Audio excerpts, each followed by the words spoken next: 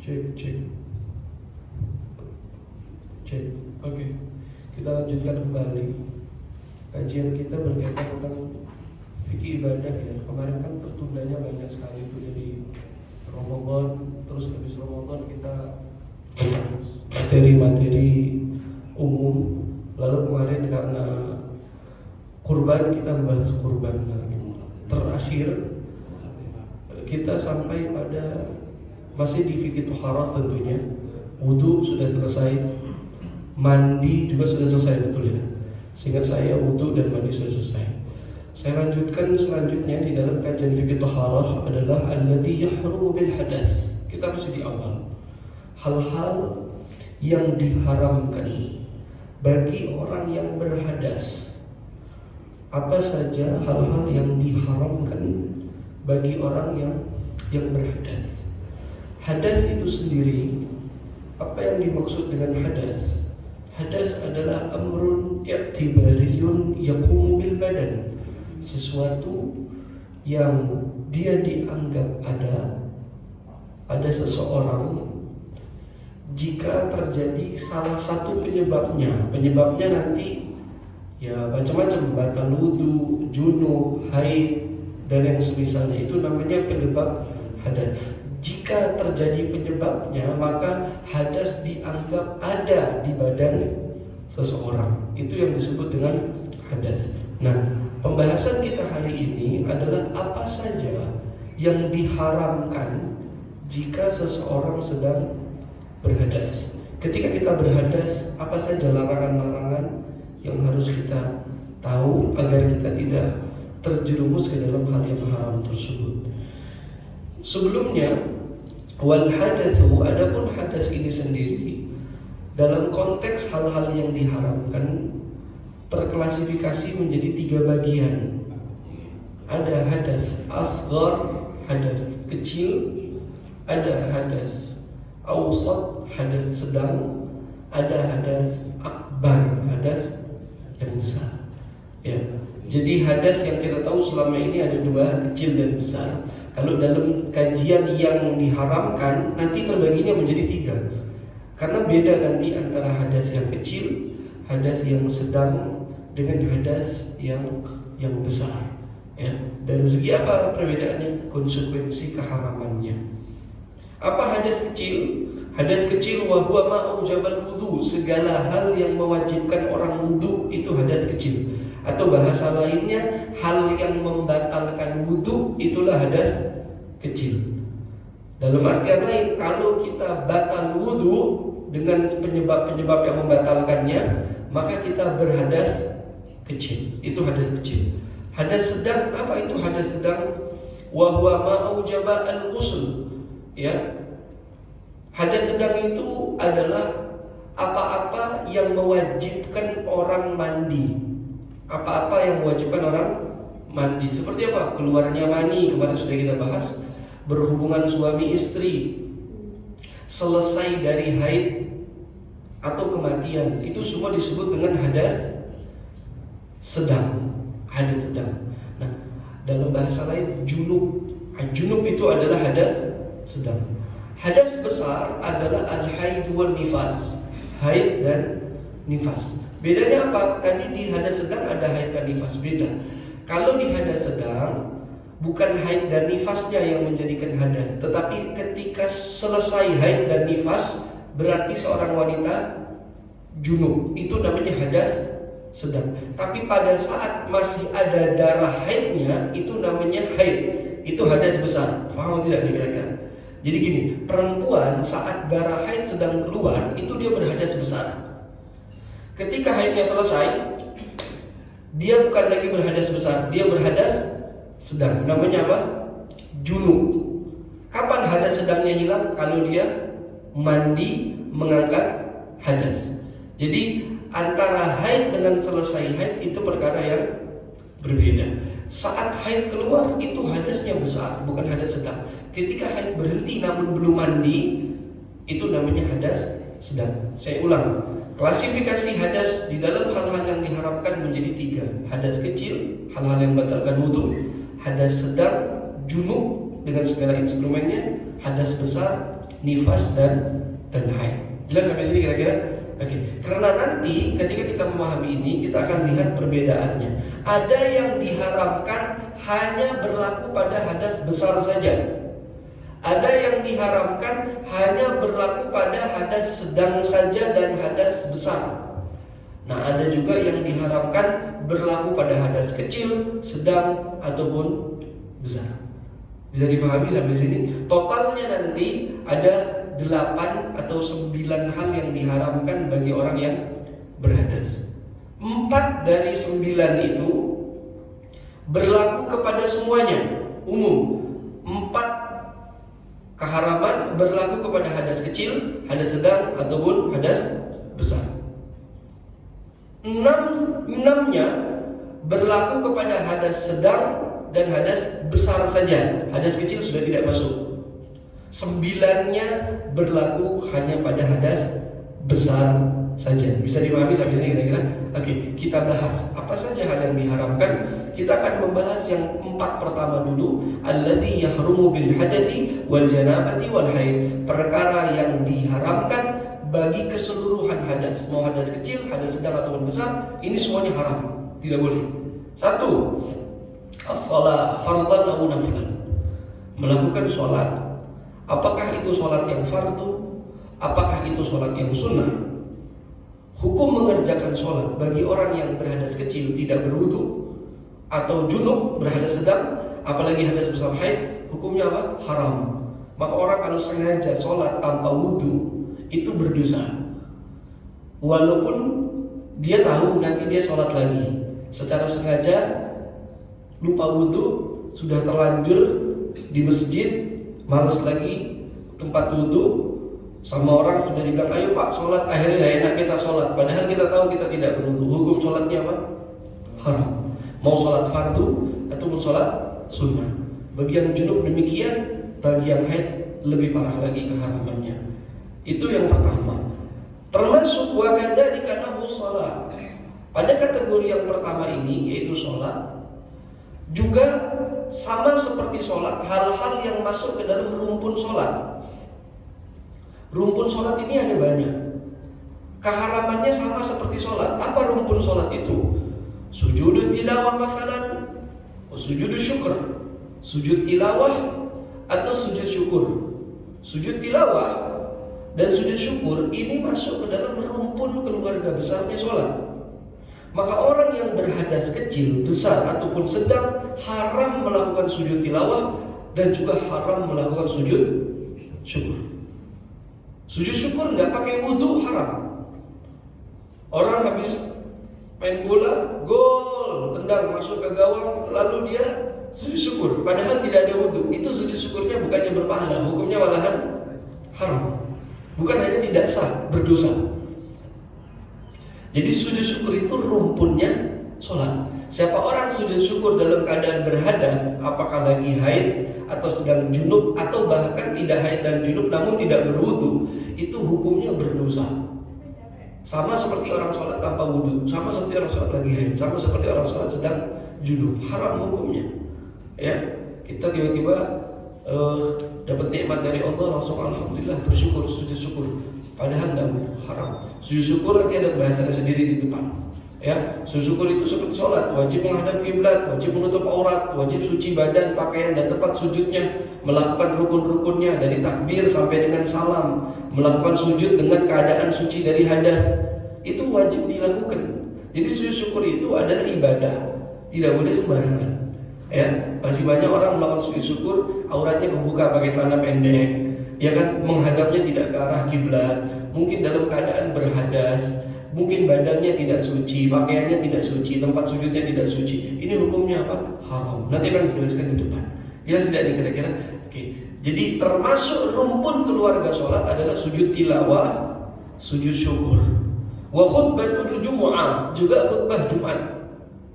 Khutbah Jumat itu masuk rumpun sholat. Maka siapapun yang sedang berhadas, kecil, sedang ataupun besar, melakukan khutbah Jumat, hukumnya haram. Dia wajib berwudu. Lagi khutbah, tengah-tengah khutbah batal wudunya, mohon maaf, harus berwudu lagi melanjutkan khutbah. Tidak boleh terus-terusan aja dia lanjutkan khutbah. Khutbahnya haram dan tidak sah. Bisa dipahami sampai sini kira-kira. Ya. Itu kalau terjadi ya harus wudu. Jangan dilanjutkan karena kita malu nggak mau ketahuan buang angin, akhirnya kita lanjutkan itu. Harusnya wudu lanjutkan. Oke, ini adalah rumpun keluarga sholat. Jadi hal yang diharamkan pertama bagi orang yang berhadas kecil, sedang maupun besar adalah sholat dengan keluarganya tadi. Yang kedua, at-tawafu fardhan aw naflan. Juga termasuk hal yang diharamkan bagi orang yang berhadas adalah tawaf. Tawaf di Baitullah, apakah tawaf yang fardu, apakah tawaf yang sunnah, bagi orang yang berhadas kecil, sedang ataupun besar, hukumnya haram. Sebab itu seseorang yang sedang tawaf lalu wudunya batal, buang angin misalnya, itu haram kalau dia lanjutkan tawafnya. Apakah itu tawaf fardu ataupun tawaf sunnah? Ustaz, kalau tawaf sunnah juga harus dalam keadaan suci, harus dalam keadaan suci dari hadas. Kalau saya wudunya batal, ya wudu lagi, baru lanjutkan tawafnya. Tidak boleh melanjutkan tawaf dalam keadaan tidak berwudu. Kalau junub sama haid rasanya tidak mungkin lah ya. Sudah pasti orang junub haid tidak melakukan tawaf.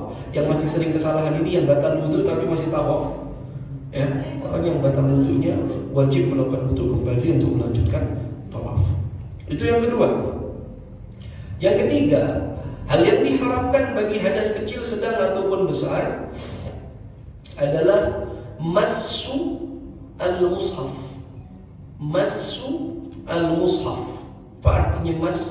Massu artinya menyentuh. Ini mas. Ya. Apa yang saya lakukan sekarang ini namanya mas. Ini namanya mas. Menyentuh mushaf. Orang yang berhadas kecil, tidak ada wudu, ataupun sedang junub, ataupun besar, sedang haid, hukumnya haram menyentuh mushaf. Ya, haram menyentuh mushaf. Saya dipahami nggak itu? Apa yang dimaksud dengan mushaf? Apa yang dimaksud dengan mushaf? Terminologinya mushaf itu apa? Wal mushafu, adapun yang dimaksud dengan mushaf adalah ma kutiba fihi Qur'anun walau ba'da ayah biqasdit tilawah. Segala sesuatu yang tertulis padanya ayat Al-Quran, walaupun ayat Al-Qurannya tidak sempurna keseluruhan, cuman sepotong ayat. Apapun yang tertulis padanya ayat Al-Quran dan tujuan penulisan ayat di tempat itu untuk ditilawahkan, maka itu dihukumi sebagai mushaf. Apakah di buku, apa cuma kertas, atau di papan, atau dimanapun, jika tertulis ayat Al-Quran dengan tujuan tilawah. Apa tilawah? Tilawah itu untuk mengaji, membaca Al-Quran. Maka hukumnya sesuatu itu dikatakan mushaf. Faham atau tidak ini kira-kira? Ya, mushaf. Misalnya hari ini, lalu bapak-bapak pernah lihat, saya punya guru banyak dari Mauritania. Ya. Mauritania ini salah satu negara miskin, tetapi ulama terhebat dan tercerdas di dunia adanya di sana. Kampung Muslim paling hebat adanya di sana, di Mauritania, di Afrika, ya, dekat dengan Maroko, ya, Mauritania, Singid. Ya, banyak guru-guru kami dari Mauritania. Bahkan hari ini tokoh ulama-ulama internasional itu, pemimpin-pemimpin ulama-ulama itu dari Mauritania sana. Di Mauritania itu anak-anak nggak kenal TV, nggak kenal handphone, nggak tahu internet. Mereka sama sekali nggak kenal apa-apa. Bahkan mereka itu belajar Al-Quran, hafalan Al-Quran itu di papan, Pak. Kayak papan nisan kalau kita di situ. Jadi papan nisan itu banyak banget ya. Tapi isinya tuh tulisan ukiran. Jadi bukan di buku. Bahkan mereka itu Al-Qurannya bukan pakai buku kayak kita begini. Ya, ada yang seperti ini. Tapi kalau yang di kampung-kampung itu setiap hari. Cuman uniknya umur 7 tahun di sana kalau hafal Quran itu biasa, bukan luar biasa. Ya, kalau 7 tahun di sana membanggakan diri hafal Quran itu biasa-biasa saja. Ya, di sana umur 7 tahun itu hafal Quran, bahkan kalau 10 tahun biasanya sama tafsirnya dihafal di luar kepala. dan matan-matan keilmuan itu dihafal sama mereka. Jadi mereka bukan baca tapi hafal. Misalnya matan itu buku-buku basic Pak ya, buku-buku basic yang bisa dihafal. Ilmu fikih, ilmu sejarah, ilmu sastra, ilmu macam-macam itu dihafal sama mereka. Jadi kalau kita ngomong apa, mereka langsung jawab pakai hafalan. Itu di Mauritania sana seperti itu. Jadi kelasnya anak-anak umur 12 tahun di sana, kalau buat di negara lain itu lawannya mufti. Anak 12 tahun di sana tuh. Ya, saya silakan Bapak buka, nanti bisa dibuka di YouTube gitu kan, bagaimana kehidupan muslim-muslim di Mauritania. Ya, nah mereka itu belajarnya itu pakai papan. Nah pertanyaan saya gini, papan nisan itu kayak nisan bentuknya yang tertulis ayat Quran itu mushaf atau bukan? Nah mushaf. Berarti megang papan itu kalau dalam keadaan tidak berwudu atau lagi junub atau lagi haid hukumnya menjadi haram. Jadi jangan kita batasi mushaf hanya Al-Quran yang kita punya itu. Tidak mesti ya, mushaf yang di lemari-lemari itu yang Al-Quran 30 juz, bukan. Jadi mushaf adalah segala sesuatu yang tertulis padanya firman Tuhan Al-Quran dengan tujuan untuk tilawah. Kalau tertulisnya bukan untuk tilawah, maka tidak dihukumi sebagai mushaf. Saya kasih contoh. Di papan tulis ada tulisan Bismillahirrahmanirrahim. Itu Bismillah firman ayat Tuhan atau bukan itu? Ayat Tuhan. Itu kan ayat pertama surat Al-Fatihah menurut sebagian besar ulama. Berarti kan itu ayat. Tadi kan definisinya apapun yang tertulis ayat Al-Quran, walaupun hanya sepotong. Itu kan Bismillah. Itu mushaf atau bukan papan tulis? Bukan. Karena tulisan Bismillah yang ada di papan tulis itu bukan dituju untuk tilawah. Ya, lain cerita nanti kalau misalnya papan tulis kita tuliskan Bismillah dan ayat apa, tujuannya untuk ngaji, melihat ke papan, maka papan tulis itu menjadi mushaf. Contoh lain misalnya di masjid-masjid ada kaligrafi, ayat kursi misalnya. Oke, kaligrafi yang ditempel itu kalau saya pegang itu mushaf atau bukan? Bukan, karena itu bukan sebagai untuk tilawah, itu sebagai apa? Zina, pajangan. Gitu kan, pajangan berkaitan dengan ayat-ayat Al-Quran. Jadi yang namanya mushaf pokoknya apapun dimanapun tertulis dengan tujuan tilawah, maka itu adalah mushaf. Bisa di papan, bisa di kertas, bahkan bisa di buku dan yang semisalnya. Atau misalnya gini, di buku ini, kitab yang saya pegang ini, di dalamnya banyak sekali ayat Quran di sini. Banyak sekali ayat Quran. Pertanyaannya ini kalau saya pegang mushaf atau bukan? Oke, kenapa bukan?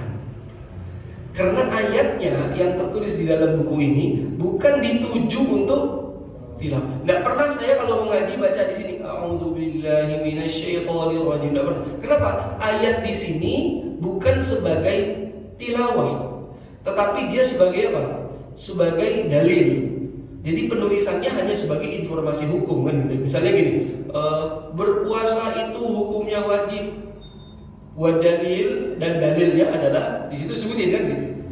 Ya ayyuhalladzina amanu kutiba alaikumusiyam, itu kan ayat Quran. Itu ya ayyuhalladzina amanu kutiba alaikumusiyam itu tertulis untuk ditilawahi atau tertulis untuk sebagai ilmu.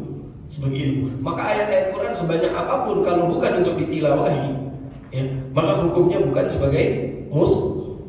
Misalnya gini, saya tulis disertasi tentang ilmu Al-Quran. Di dalamnya ada banyak sekali ayat Quran yang saya masukkan. Lalu saya menjelaskan maksudnya dan yang semisalnya. Itu buku disertasi itu apakah dikatakan mushaf? Tidak. Karena ayatnya bukan dituju untuk tilawah, tetapi ayatnya sebagai objek kajian keilmuan. Jadi yang namanya mushaf adalah apapun yang tertulis dengan tujuan tilawah. Bisa dipahami atau tidak kira-kira? Ya, itu yang dimaksud dengan mushaf. Oke, bagaimana tentang mushaf jika dijilid bersamaan dengan yang bukan mushaf? Ya, maksudnya gimana? Bapak-bapak pernah lihat ada buku di Indonesia ini banyak sekali majmuat namanya itu. Kumpulan yang di dalamnya ada surat Yasin, ada Al-Waqiah. Itu Yasinnya itu untuk tilawah bukan? Untuk tilawah, ya kan? Karena orang baca Yasin untuk tilawah, baca Al-Waqiah untuk tilawah. ada Ar-Rahman, ya kan, Al-Muluk, terus lagi macam-macam di situ. Tapi disematkan juga di dalamnya doa-doa, zikir, sehingga dalam satu buku itu bukan cuma Yasin, Al-Muluk, Al-Waqiah saja, tetapi ada doa masuk rumah, doa keluar rumah, lalu zikir pagi, zikir petang, lalu ada macam-macam. Itu namanya majmu'at namanya. Kumpulan-kumpulan yang di dalamnya ada ayat, ada surat, ada zikir, ada doa. Ini berarti kan di satu sisi ada mushaf, di satu sisi bukan mushaf. Paham tidak nih kira-kira? Oke, bagaimana hukumnya? Ya, kalau saya dalam keadaan berhadas memegang buku tersebut, haram atau tidak? Jelas tidak nih kira-kira? Mungkin di masjid ini mesti ada biasanya itu. Ya, macam-macam, ada namanya majmu' syarif lah, ada namanya ini. Kalau orang-orang itu kan macam-macam namanya. Bagaimana hukumnya menyentuh itu? Dalam hal ini ada 3 pendapat. Saya sebutkan yang moderat, pendapat yang tengah-tengah. Ya, pendapat yang tengah-tengah ini cukup kuat. Lau julidal mushaf ma'a ghairihi, jika mushaf dijilid bersamaan dengan selain mushaf, ya, maka apa hukumnya? Jangan disentuh kalau kita berhadas di bagian yang mushafnya. Adapun menyentuh bagian yang bukan mushafnya, hukumnya boleh. Ini pendapat daripada Al-Imam Ar-Ramli. Contoh gini Pak, anggap saja ini majmu'at. Saya lagi berhadas, bawa majmu'at kemana-mana boleh. Batal wudu, lagi junub, lagi haid boleh.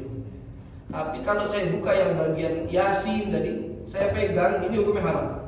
Tapi kalau saya buka di bagian yang zikir petang, zikir sore, saya buka, saya membaca zikir, ya kan, doa-doa dan yang semisalnya saya pegang, hukumnya tidak haram. Tapi pas saya buka lagi, oh Al-Muluk, surat Al-Muluk, saya pegang, hukumnya haram. Ini pendapat yang moderat. Kalau pendapat Ibnu Hajar Al-Haytami itu ekstrim. Apa kata Ibnu Hajar? Fayahrumu masuhu min jami'i jihatihi inda Ibnu Hajar. Maka kalau menurut Ibnu Hajar dalam keadaan berhadas, majmu'at semacam itu dipegang dari sisi manapun, hukumnya haram. Berarti orang yang berhadas nggak boleh itu bawa majmu'at. Ya, orang yang berhadas tidak boleh baca majmu'at. Misalnya gini, ada bapak-bapak mungkin pernah lihat namanya Al-Ma'thurat. Ya kan? Al-Ma'thurat. Kebetulan di Al-Ma'thurat itu dijilid bareng ada surat-surat pilihan. Paham tidak dikira-kira? Surat-surat pilihan. Surat-surat pilihan itu dijilid bersamaan dengan Al-Ma'thurat. Ada ayat-ayat pilihan untuk dibaca di situ. Itu megang bukunya, hukumnya menjadi haram dalam keadaan berhadas menurut Ibnu Hajar. Tapi menurut Al-Imam Ar-Ramli, ini pendapat yang moderat. Tadi saya katakan silahkan dipegang, Anda boleh berzikir, Anda boleh baca apa yang ingin Anda baca, tapi jangan dipegang bagian yang mushafnya, bagian yang surat-surat, potongan-potongan surat tadi seperti Yasin, Tabarak dan yang semisalnya. Jelas atau tidak ini? Ya, ini yang berkaitan dengan mushaf. Selanjutnya, bagaimana dengan Al-Quran yang berada di handphone? Kalau kita buka aplikasi-aplikasi hari ini banyak, bisa kita buka Al-Quran 30 juz atau potongan-potongan surat misalnya. Apakah itu dihukumi sebagai mushaf atau tidak? Dalam hal ini para ulama kontemporer di dalam fatwanya, ini lagi-lagi yang saya sampaikan pendapat yang moderat, tengah-tengah, ya, tidak ekstrem kanan, tidak ekstrem kiri, dan dalilnya cukup kuat. Al-Quran yang ada di handphone dihukumi mushaf jika dibuka aplikasinya. Faham tidak nih kira-kira? Jadi ketika saya buka aplikasi Al-Quran, muncul surat Al-Baqarah dari Alif Lam Mim, ya kan? Handphone itu dihukumi sebagai mushaf. Maka dalam keadaan saya berhadas kecil, tidak wudu atau junub atau sedang haid, menyentuh handphone itu menjadi haram. Faham tidak kira-kira? Berarti saya kalau mau buka aplikasi itu harus dalam keadaan suci dari hadas. Oke, kalau misalnya dimatikan aplikasinya, kita tutup, maka hukum handphonenya bukan menjadi mushaf. Dibawa ke kamar mandi boleh nggak? Sangat boleh, tidak menjadi masalah. Oke, jadi intinya aplikasi yang ada di handphone itu, yang tentang ayat-ayat Al-Quran atau yang semisalnya, itu kalau kita buka, kita harus pastikan dalam keadaan kita sedang tidak berhadas. Jelas tidak kira-kira? Jelas ya? Kalau berhadas itu kita haram menyentuh mushaf itu. Mushafnya yang mana? Handphonenya. Handphonenya dihukumi sebagai mushaf. Ini fatwa ya yang dianut oleh mayoritas ulama ya di dunia hari ini, dan ini pendapat yang moderat. Karena kalau pendapat yang ekstrim mengatakan bukan mushaf, maka dibuka sekalipun dalam keadaan berhadas itu tidak menjadi masalah. Saya rasa ini kurang cocok untuk diikuti. Jadi yang tengah-tengah kita ikuti. Saya dipahami sampai sini kira-kira. Masih berbicara mushaf. Ya, idza kana Qur'anun wa tafsirun fi kitabin wahid. Jika dalam Al-Qur'an tersebut atau di dalam mushaf ada tafsirnya, ya, fa yajuzu massuhu, maka boleh dia dibawa atau disentuh, bisa dipegang. Dengan catatan Al-Quran dengan tafsirnya. Dengan catatan tafsirnya lebih banyak daripada ayatnya. Tafsirnya lebih banyak daripada ayatnya. Karena ada tafsir yang lebih banyak dari ayatnya, ada tafsir yang lebih sedikit. Itu namanya tafsir basit. Tafsir basit itu antara ayat sama tafsir lebih banyak ayatnya. Ini juga dihukumi mushaf yang tidak boleh disentuh. Tapi kalau tafsirnya yang lebih banyak dari ayatnya, boleh disentuh. Nah, dalam hal ini para ulama berbeda pendapat. Apakah terjemahan itu tafsir atau terjemahan bukan tafsir? Karena kalau sekarang kasusnya kalau kita ini Al-Quran terjemah ya. Al-Quran terjemah itu tafsir atau bukan? Nah, ada dua kubu juga di sini. Kubu pertama mengatakan terjemah itu bukan tafsir. Terjemah itu bukan tafsir. Karena kalau kita melihat kepada terminologi tafsir, tafsir itu secara umum adalah penjelasan ya daripada apa yang ada di dalam ayat-ayat Al-Quran. Sedangkan terjemah itu bukan menjelaskan, tetapi hanya memindahkan, mengalihkan dari bahasa Al-Quran ke bahasa lain. Contoh, Alhamdulillahirabbil alamin, segala puji bagi Tuhan, segala puji bagi Allah Tuhan semesta alam. Itu terjemah. Kalau tafsir nanti nggak jadi gitu. Alhamdulillahirabbil alamin, kata alhamdu adalah sebuah kata yang tidak berkaitan dengan masa dan waktu. Maka segala macam pujian itu, apakah yang dulu, sekarang dan akan datang, akan terus sampai kepada Allah, karena segala pujian itu milik Allah. Itu saja sudah beda.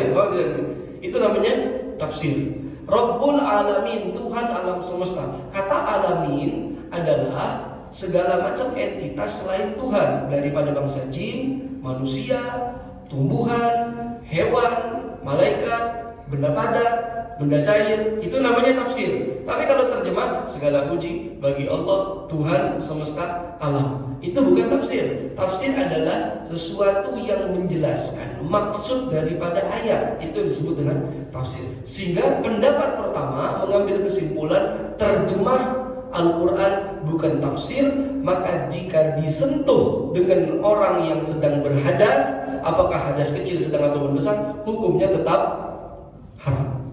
Paham atau tidak? Ini pendapat pertama. Nah, pendapat kedua tentu sebaliknya, yang dianut oleh mayoritas ulama di Indonesia mengatakan terjemah itu tafsir. Ya, pendapat ini dianut oleh banyak daripada ulama juga, karena pengalihan bahasa dari bahasa Al-Quran ke bahasa yang lain itu sudah termasuk menjelaskan daripada maksud ayat tersebut, sehingga mereka mengambil konklusi terjemah itu juga tafsir. Nah, kalau kita ikut pendapat kedua yang punya Al-Quran terjemah, kalau dipegang lagi berhadas boleh, lagi haid boleh, lagi junub boleh, sah-sah saja. Tapi kalau pakai pendapat pertama tidak boleh. Amannya kalau mau gitu, cari yang beneran tafsir, jangan yang terjemah. Apakah tafsirnya ke bahasa Indonesia itu nggak jadi masalah gitu kan? Tafsir itu tidak mesti bahasa Arab. Tafsir itu beda sama terjemah. Yang membedakan kalau tafsir itu ada uraian, elaborasi, penjelasan. Kalau misalnya terjemah, murni terjemah. Jadi kalau Bapak pengen aman, beli aja tafsir beneran gitu kan? Kan tafsir ada banyak ya. Kalau versi Indonesia ini hari ini sudah banyak ya. Misalnya ada tafsirnya Buya Hamka, ya, Buya Hamka. Ada lagi tafsirnya kalau yang masih hidup Pak Khursyihab Al-Misbah, itu tafsir itu, ya kan? atau tafsir ulama-ulama yang lain. Itu versi Indonesia. Atau kalau pengen yang simple, karena kalau Al-Misbah kan tebel segini, tidak mungkin gitu kan, ribet. Beli saja tafsir yang bahasa Arab yang sudah dijilid di Al-Quran, itu banyak sekali. Ya, jadi Al-Quran tafsir bahasa Arab. Jadi kita bisa baca Al-Qurannya dalam keadaan tidak berwudu, kita bisa sentuh dia, kita bisa pegang dia. Ya, tafsir-tafsir yang Al-Quran tetapi sudah ada tafsir bahasa Arabnya, seperti itu. Oke, kembali kepada masalah. Ini yang dimaksud dengan mushaf. Jadi kita masih ngomongin hal yang diharamkan kedua, yaitu menyentuh mushaf. Nah, apa yang dimaksud mushaf? Tadi saya sudah jelaskan. Lalu apa pengecualiannya? Lalu apa hal-hal yang berkaitan tentang mushaf? Tadi sudah kita jelaskan. Sampai sini ada yang mau bertanya dulu? Silakan, masalah mushaf atau masalah hal yang diharamkan pertama dan kedua. Silakan, Pak. Selama ini ya, kalau saya kadang-kadang tuh ini kendalanya tuh sering buangin gitu kan. Misalkan udah wudu, terus baca Al-Quran, baru berapa menit terus buangin. Nah, karena malas wudu saya lanjut terus baca gitu. Nah, pertanyaan pertama itu, misalkan saya terusin di mana itu ya, kan tadi kan haram ya, nggak boleh. Terus kejadian kalau misalkan saya balik lagi biasanya ya nggak tahu ya, gampang untuk lagi gitu kan. Jadi bolak-balik malah ujung-ujungnya jadi nggak baca Al-Quran gitu kan.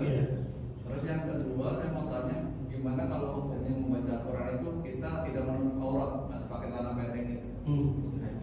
Terima kasih. Yang pertama, solusinya gampang. Baca Al-Qurannya jangan disentuh mushafnya. Karena orang yang berhadas kecil tidak haram membaca Al-Quran. Hadas kecil ya, haramnya menyentuh. Paham tidak nih kira-kira? Jadi kalau misalnya saya lagi baca Al-Quran, taruh di meja begini, gitu kan? Saya buang angin, ini bacaannya dilanjutkan tidak haram. Yang akan menjadi haram itu kalau saya menyentuh. Ketika masih ada wudu, saya bisa nyentuh, ya. Terus tiba-tiba wudunya batal, buang angin, taruh mushafnya, lanjutkan bacaannya. Jelas tidak nih kira-kira? Itu solusi yang pertama. Solusi yang kedua, sediakan mushaf yang ada tafsirnya. Sehingga pada saat kita baca lalu batal wudu, kita tidak perlu bingung, kita tetap pegang, kita tetap lanjutkan baca, itu tidak menjadi masalah. Karena orang yang berhadas kecil batal wudu itu tidak haram membaca Al-Quran, haramnya menyentuh mushafnya. Jelas tidak nih kira-kira? Hari ini kan di handphone aplikasi Al-Quran yang sudah ada terjemahan tafsirnya banyak itu, ya kan? Dari situ saja kita baca. Atau kalau pengen punya mushaf yang ini, yang buku tapi ada terjemahannya atau ada tafsirnya, atau dari handphone paling enak. Tinggal Kalau ini hitungannya itu apa? enggak, karena gini, jangankan handphone, bukunya saja Al-Quran yang ada terjemahan kita sentuh boleh atau enggak? Boleh. Jadi kalau yang ada terjemah itu tidak dihukumi mushaf. Jadi walaupun kita batal, misalnya ini ya, saya pegang Al-Quran 30 juz dengan terjemah atau dengan tafsir gitu ya. Ini dalam keadaan nggak wudu dosa. Boleh nggak kira-kira? Boleh, nggak jadi masalah. Itu solusinya ya. Jadi kalau Al-Quran yang mushaf, ya jangan dilanjutkan megangnya, haram hukumnya. Jatuhkan, taruh di atas meja maksud saya, ya kan? Dilepas baru dilanjutkan bacaannya. Kira-kira seperti itu. Itu yang pertama. Yang kedua, membaca Al-Quran dalam keadaan aurat terbuka. Ini berlawanan dengan nilai etika dan moral, akhlak. Ya, kalau ditanya sah-sah saja, tidak ada masalah. Gitu. Cuman secara etika kepada itu kan firman Tuhan ya. Al-Quran itu kan ayat suci, bukan kata-kata biasa. Ya. Maka seyogianya harusnya tidak dilakukan. Ketika kita menutup aurat, barulah kita baca. Bahkan kalau melihat, ini saya ngomong etika ya, bukan hukum. Kalau hukum sudah final, jawabannya sah-sah saja. Itu kalau hukum, tidak ada masalah. Tapi kalau bicara etika, jangankan Al-Quran. Bapak-bapak tahu dulu ada seorang ulama, gurunya Imam Syafi'i, ya, namanya Malik bin Anas, pendiri madhab Maliki. Namanya Malik bin Anas. Malik bin Anas ini adalah embrio madhab Syafi'i. Karena nanti Syafi'i belajar sama dia di Madinah. Dia juga murid-murid daripada Abdullah bin Umar. Abdullah bin Umar punya anak dan punya murid. Nah, muridnya ini dia. Intinya seorang alim besar, murid daripada tabi'in dan anak-anak sahabat. Itu Imam Malik. Jangankan mushaf, karena dia ahli hadis. Kalau orang mau belajar hadis sama dia, itu dia mandi dulu, ganti baju yang bagus, pakai parfum dulu, lalu mencari tempat yang paling tinggi. Pernah muridnya tanya lagi di jalan, "Tuan Guru, saya dengar kemarin ada orang meriwayatkan hadis ini, dikatakan Qif, berhenti kamu, skut, jangan berbicara, cari masjid dulu. Baru nanti dalam masjid saya wudhu, setelah wudhu baru saya bacakan hadisnya." Jadi mau baca hadis aja, jangankan Al-Quran, mau baca hadis aja, dia menghormati betul, karena ini omongan pernah keluar dari mulut suci Nabi Muhammad SAW. Tentu ini level tingkatannya, manusia itu beda-beda. Saya tidak mengharuskan kita seperti itu, tetapi di dalam Al-Quran saya rasa sepatutnya lah kalau kita baca Al-Quran dengan etika. Etikanya banyak, menghadap kiblat, dalam keadaan menutup aurat, ya kan, kalau bisa menggunakan pakaian yang lebih rapi seperti itu. Bahkan dulu kita masih kecil-kecil, saya masih ingat dulu sama orang tua itu, kalau bawa mushaf itu kayak gini aja diomelin, kayak gini aja saya diomelin, ya. Paling minimal, ya, kalau bawa mushaf di sini. Ya, saya masih ingat dulu kalau kita ngaji tafsir Qurtubi setiap malam Jumat sama orang tua saya, sama ayah saya, itu saya masih kecil waktu itu. Murid-muridnya itu pernah diomelin. Jadi selesai mengkaji, buka kitab tafsir, kita tutup. Paling tafsir loh ya, bukan mushaf ini, tafsir Qurtubi itu jilidnya ada besar, sekian jilid. Selesai, ya, itu ngangkat mushafnya ada yang gini Pak. Jadi pas selesai bangun, orangnya duluan bangun, baru ininya diangkat. Itu ditegur, saya masih ingat sekali ya. Dia bilang, ini Al-Quran, firman Allah, walaupun secara hukum sah-sah saja, tapi etika kita harus tinggi, ya kan? Apalagi ini ilmu. Bagaimana caranya? Jadi angkat dulu mushafnya, kitabnya, baru orangnya berdiri. Dan bawanya Al-Quran itu gak boleh di sini. Ya, di sini. Ini tidak boleh, bukan tidak boleh hukum agama ya Pak ya, jangan salah paham. Gak ada di dalam agama mengatur tidak boleh sini. Tetapi etika, maksudnya apa? Kita harus menjaga. Ini kan adalah ayat-ayat suci, kira-kira seperti itu. Jadi kalau ditanya hukumnya boleh gak sih? Ya hukumnya kalau ditanya boleh-boleh saja. Tetapi secara etika tidak pantas. Terima kasih pertanyaannya. Silakan Pak, masih ada pertanyaan lain berkaitan tentang mushaf? Saya tidak lanjutkan dulu ya materinya karena waktunya. Jadi kita sampai di keharaman kedua. Masih ada sampai keharaman yang ke 9 nanti. Ya, jadi kita masih berbicara keharaman yang kedua. Ingat, keharaman 1, 2, 3, 4 ini berkaitan dengan hadas kecil, sedang dan besar. Nanti 5, 6 berkaitan hadas sedang saja. 7, 8, 9 berkaitan dengan hadas besar saja. Silakan kalau masih ada yang mau bertanya. Kalau masih ada waktunya saya silakan berkaitan masalah mushaf. Silakan. Kalau misalkan tadi kan yang pertama belum tentu nih baca Al-Quran, habis itu tentu tetap melanjutkan bacaan Al-Quran. Ini dari sisi pahala atau berbeda atau gimana? Terima kasih. Dari sisi pahala berbeda, jelas berbeda. Ya, jelas berbeda. Tetapi kalau dibandingkan dengan kita berhenti lalu nggak baca lagi, masih lebih mending membaca Al-Quran dalam keadaan tidak berwudu ketimbang kita berhenti tidak membaca. Jadi pilihannya gini, maukah kita berhenti berwudu lalu melanjutkan bacaan? Atau kalau kita berhenti kita tidak lanjutkan bacaan, lebih baik tidak usah berwudu, lanjutkan bacaan. Ini namanya meminimalisir meninggalkan baca Al-Quran gitu kan. Kalau saya wudu nanti balik lagi malah jadi malas dengan selesainya, lanjutkan saja. Tapi kalau tanya dari segi pahala sama nggak? Ya jauh beda lah. Orang yang membaca Al-Quran dengan berwudu dengan orang yang membaca Al-Quran dalam keadaan tidak berwudu pahalanya berbeda. Tetapi tetap berpahala. Kira-kira seperti itu. Terima kasih pertanyaannya. Silakan, ada pertanyaan lain? Masalah mushaf clear ya. Jadi masalah mushaf jangan lagi ada kendala. Maksud saya kayak ini mushaf bukan ini apa. Jadi besok-besok walaupun tertulis ayat Quran di situ, kalau tidak ditujukan untuk tilawah itu tidak dimaksud dengan mushaf. Saya kasih contoh lagi. Pernah Bapak lihat potongan-potongan juz 1, 2, 3, 4, 5, 6, 7 sampai juz 30 ya kan? Yang jilid-jilid itu mushaf bukan? Mushaf. Karena dituju untuk tilawah. Maka walaupun yang kita pegang yang jilid 1, jilid 2, jilid 3-nya saja, itu juga dihukumi dengan mushaf. Seperti itu. Ya. Cukup? Silakan. Materi yang 4 hal itu Belum. Bukan baru 3 jadi. Jadi saya bilang membatasi 4 bukan karena sudah dibahas. Maksudnya. Terima kasih. Jadi supaya tidak salah paham, saya katakan 4 hal. Pertama, keharamannya berkaitan dengan hadas kecil, sedang ataupun. Tapi yang baru kita bahas baru 3. Maksudnya supaya nanti membedakan yang 5, 6 itu sudah tidak berlaku kepada hadas kecil, hanya berlaku pada hadas sedang dan yang 4 hanya berlaku kepada semuanya. Cuman baru 3. Baru 3. Nanti yang 4-nya dibawakan perjumpaan selanjutnya nanti kita lanjutkan. Ya mungkin masalah hal-hal yang diharamkan ini masih 2 kali pertemuan lah, baru selesai. Ya. Nah selepas itu sebenarnya materi fikih toharoh ini masih banyak Pak. Tapi saya ada rencana langsung masuk ke fikih sholat. Nanti sekiranya Bapak membutuhkan memang mau dibahas, request saja saya bahas. Kenapa saya mau langsung pindah ke fikih sholat? Karena itu yang penting sebenarnya nanti di fikih sholat. Di toharoh masih banyak, tapi menurut saya bukannya nggak penting. Nanti membosankan kalau dibahas kelamaan. Contohnya apa yang belum saya bahas? Istinja belum dibahas. Terus apa lagi? Tayamum belum dibahas.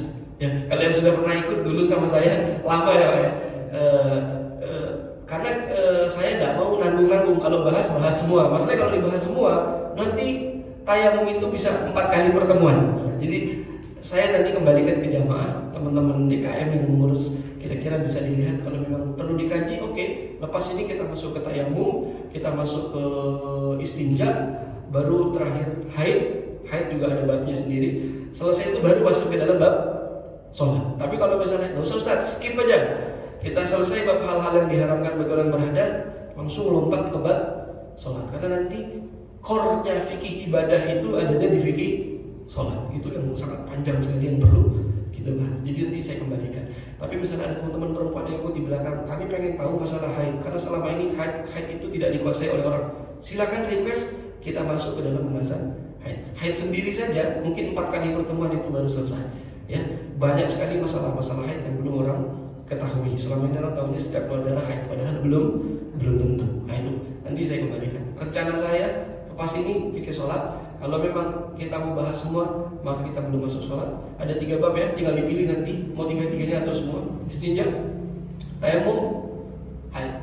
3 bab ini apa di skip atau salah satunya dipilih, ya, atau semuanya mau dibahas silakan. Tapi yang jelas 2 kali perjumpaan ke depan kita masih menyelesaikan hal-hal yang diharamkan ini. Kira-kira seperti itu, Bapak.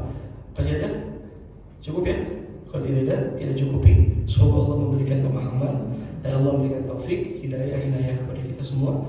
Kurang lebihnya mohon maaf. Subhanakallahumma wa bihamdika asyhadu an la ilaha illa anta astaghfiruka wa atubu ilaik. Wa sallallahu ala nabiyyina Muhammad wa alihi thahirin thayyibin. Walhamdulillahirabbil alamin.